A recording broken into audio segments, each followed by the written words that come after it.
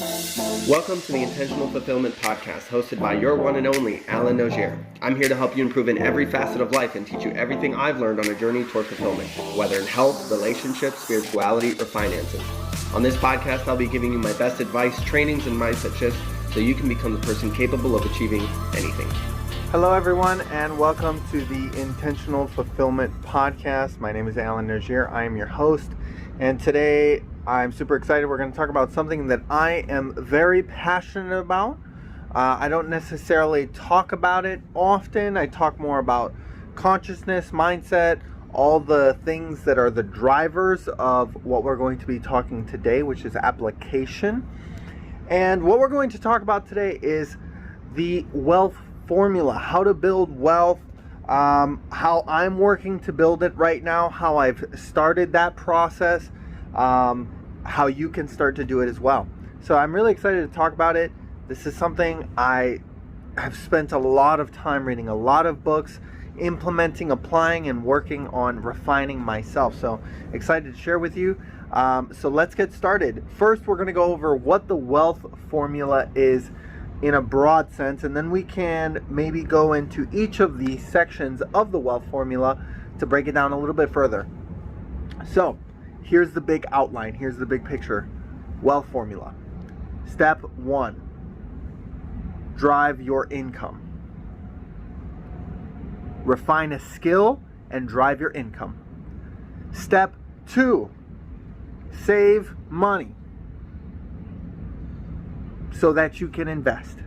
Save money so that you can invest, and invest as soon as possible, right? As the longer that money sits in the bank, the worse that's going to be for your money, right? Your money is a I like to call it a being of expansion. If you did all the things that money loves to do, right? If you want to hang out with more and more money, the things that money wants to do is money wants to go reproduce. Money wants to be invested. Money wants to expand. Money wants to apply itself so that it can grow, right? So the longer that your money sits in the bank, it's losing value, not just because, right, of inflation. Forget about that part. It's the loss on potential profit. All the potential opportunities that you're missing out on. It's the opportunity cost, right? It's all the things you could have been doing with that $5,000 that you're sitting on, or the $10,000 or $25,000, or for some of you who are older and maybe have been saving for a longer, $100,000. The opportunity cost that $100K sitting in the bank of a month, even if it's 7% that you do, learning a new skill and applying it towards investing in stocks, investing in a business, investing in whatever, 7%, 5%, that would be 7K. 7% of 100K is 7,000, right? I just threw that number out there. Return on investments vary wildly, right?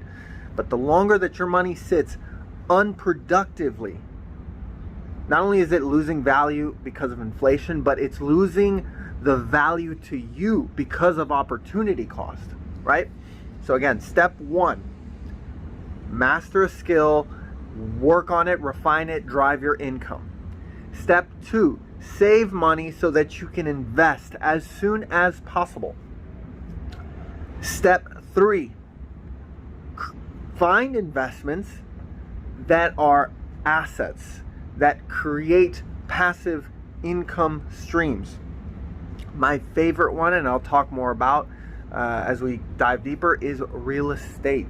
I'll talk about how I've done this, what it's been able to do for me, and so on and so forth.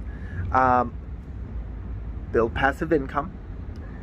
Number 4, rinse and repeat. The passive income that you acquire, reinvest it back into either the existing income stream to maximize efficiency, or a new income stream, right? While you're still driving to work your working income up.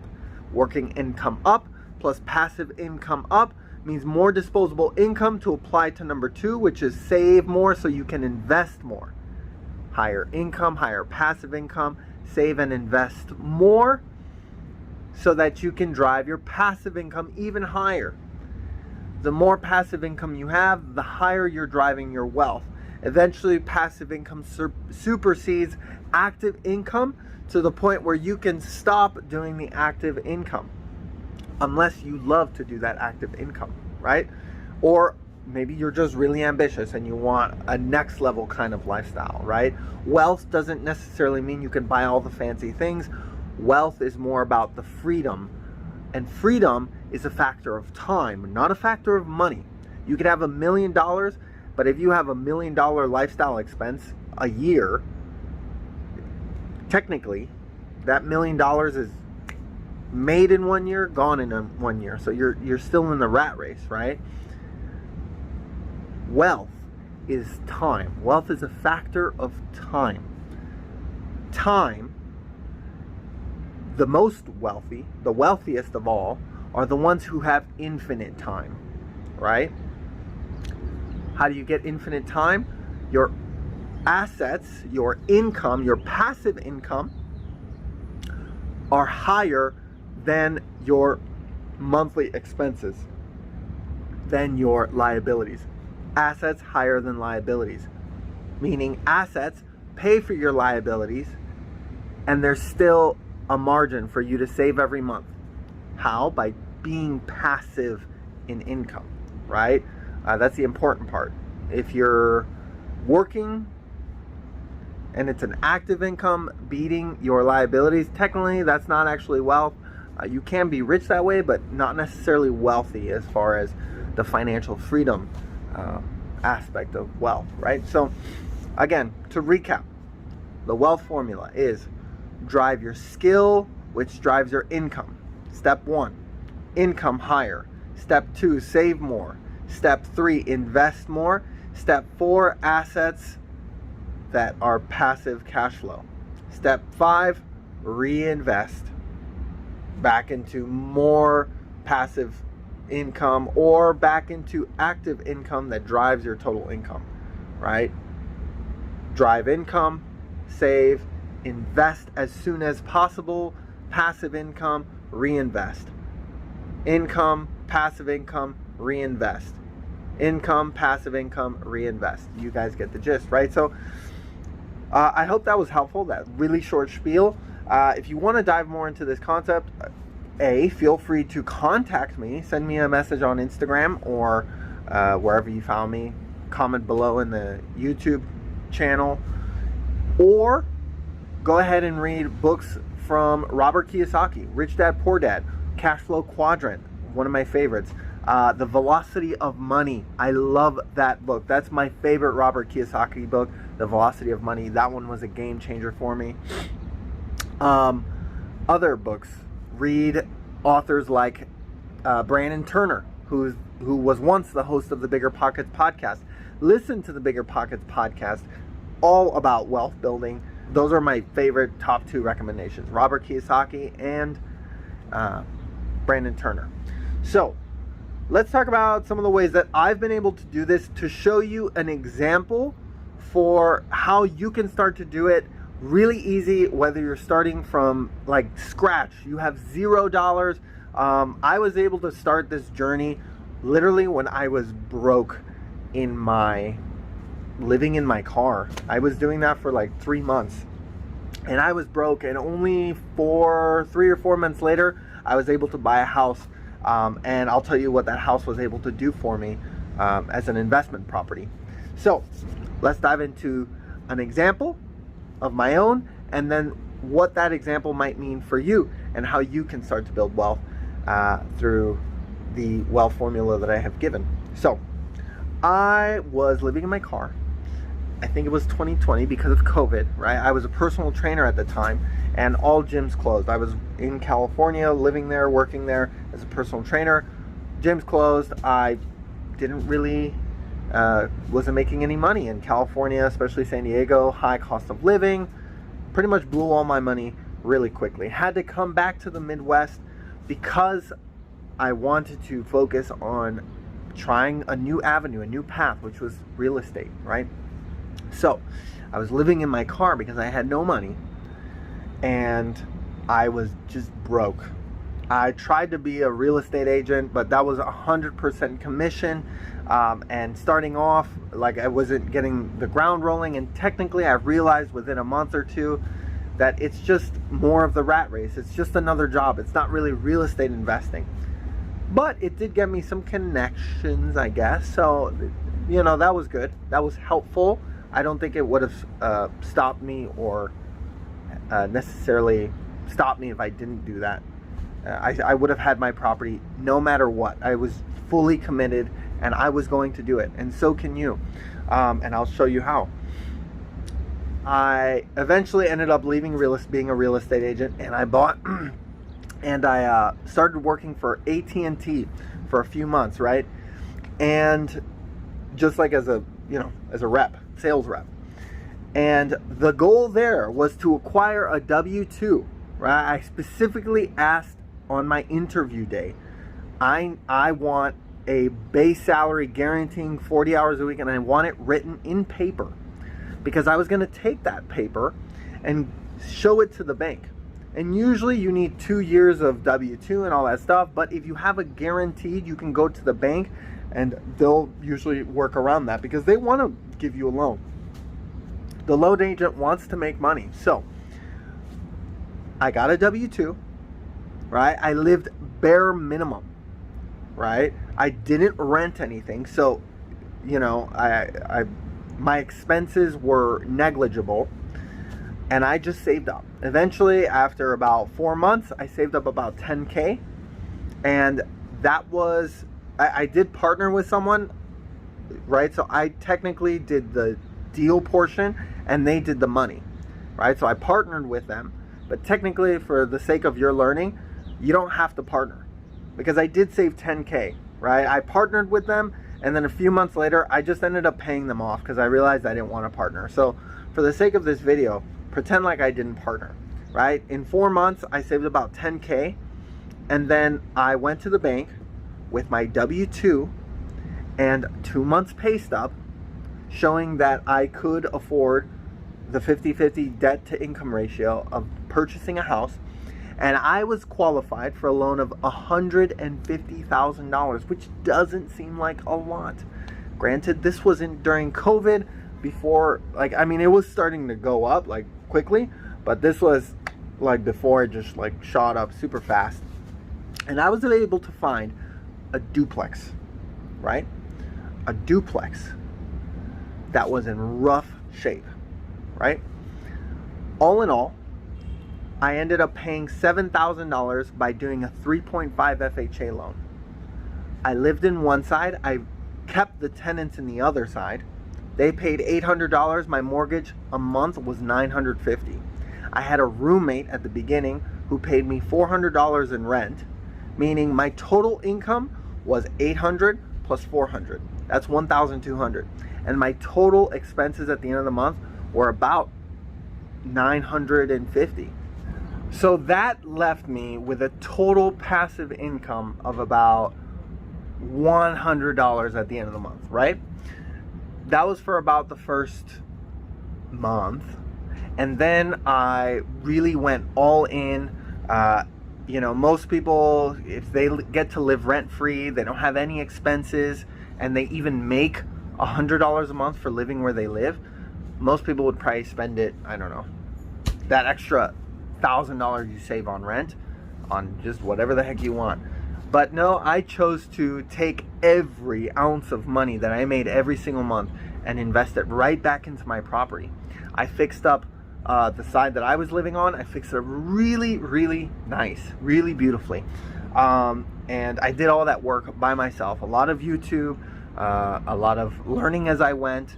And, you know, basically it was the cost of materials. And I basically rehabbed my whole side for about $7,000 to $8,000, right? With me doing all the work. It took me about 4 months, waking up at 5 a.m., doing all the rehab work, and then going to work, right, at AT&T to be able to afford this investment, right? And then getting home at night, and I was even writing a book during this time. I was a workaholic for about 4 months, but that was it. After that, I definitely eased down.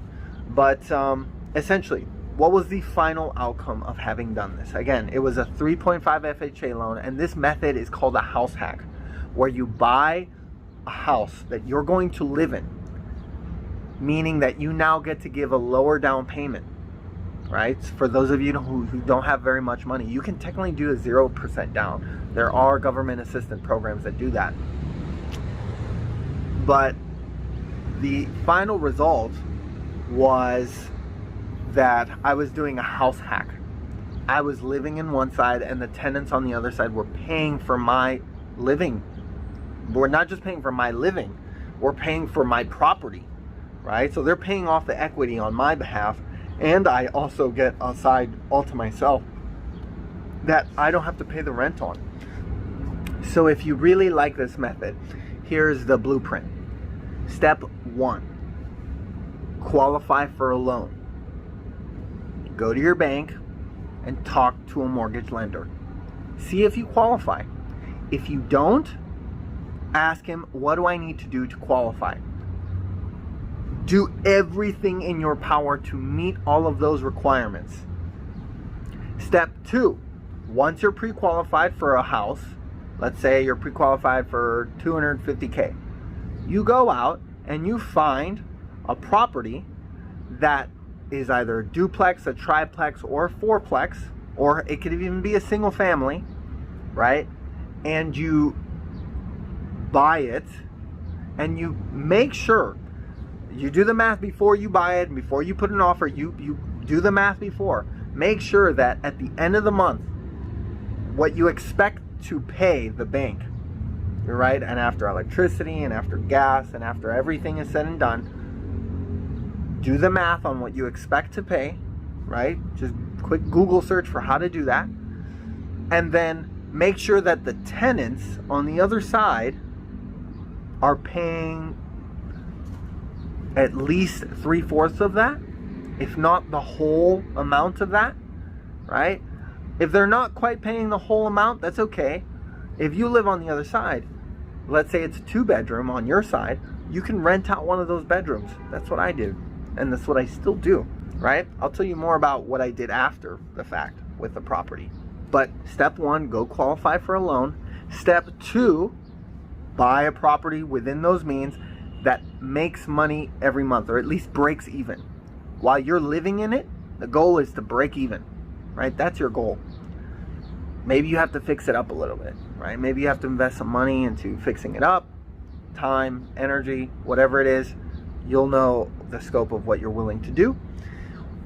Once all of that is said and done, really, it's just 2 steps.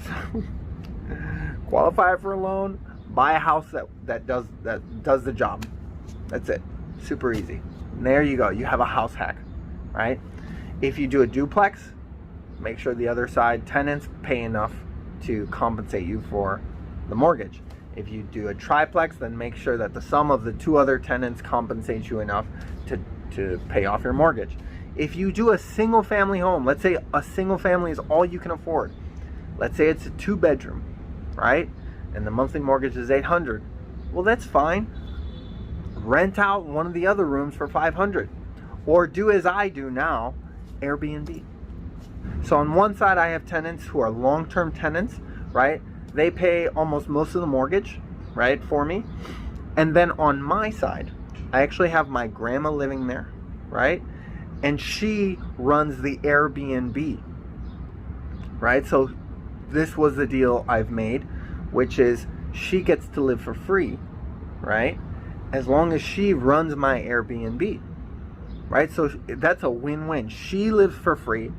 I then get to make that extra cash flow from the Airbnb, right? I like the family method, right? Because then money stays within me and her. I like that, right? I give her a beautiful home, and in return, she runs the Airbnb for me, right? So that essentially brings in a total monthly of $1,400, $1,500, and my expenses are about $1,000, right? So I make about a $400 to $500. It depends if it's the summer or the whatever, you know, but I make about $400 or $500 on that property, and then that pays for my car, right? And essentially, I still have a little bit to spare. And again, guys, I did that with zero money in my bank account. 4 months later, having this property, to a year later being able to do this, right? That provides a lot of freedom, a lot of peace of mind. I can't imagine what, if one property made me feel like this, what 2, 3, or 4 might do. I hope you guys like that method. Something you can try.